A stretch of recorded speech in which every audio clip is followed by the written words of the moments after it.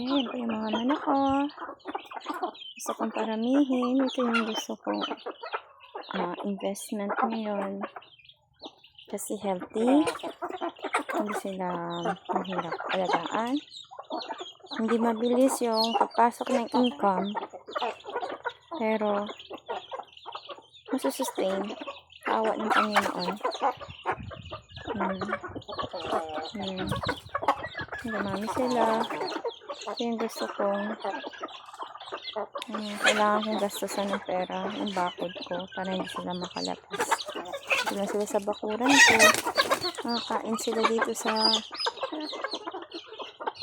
at hindi ko rin sila dapat ikulong sa maliit na space lang kasi mangangailangan ako ng pang support sa pagkain. Gusto ko natural yung kanilang pagkain. Ganito lang, papakainin ko lang sila kapag hapon, umaga. Pero kapag in between na ng mga oras, malaya silang makagala-gala sa paligid ng bakuran para makahanap ng kanilang pagkain. Pero para mangyari yun, kailangan ko ng malaking pera para sa bakod. Kasi may kapitbahay ako na po-farm. Tatanim sila ng mais. At kapag hindi ko binakod, hindi ko sinikir yung bakod ko, nagkaroon ako ng problema sa kanila. Kawawa naman yung kanilang maisan. Sana magkaroon ako ng pera na hindi ko kailangang mag-loan sa current job ko. Kasi gusto ko nang umalis doon. Walang utang. Ayoko mag-utang. Kasi hanggat nag-utang ako, gamit yung trabaho ko ngayon, hindi ako makakaalis. Kasi ano pa pambayad ko doon? Kung magre-resign ako. Sana, awa ng Panginoon.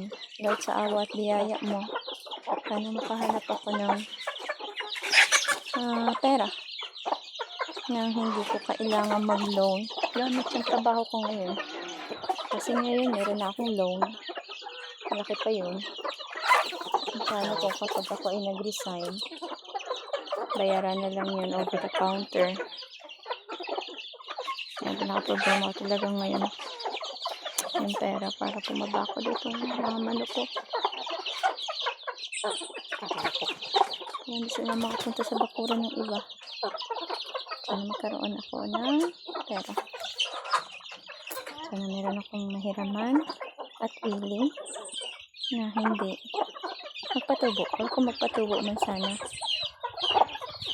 hindi ganun kalaki at willing to wait ng matagal bago maibalik yung pera. Kasi hindi mabilis ang income sa native chicken. Matagal silang lumaki. Matagal silang maibenta. It takes months. 4 to 5 to 6 months. Sige, maaga na yung 3 months. Para kung gusto mo, silang ibenta. Pero hindi sila ganun kalalaki. Yun lang.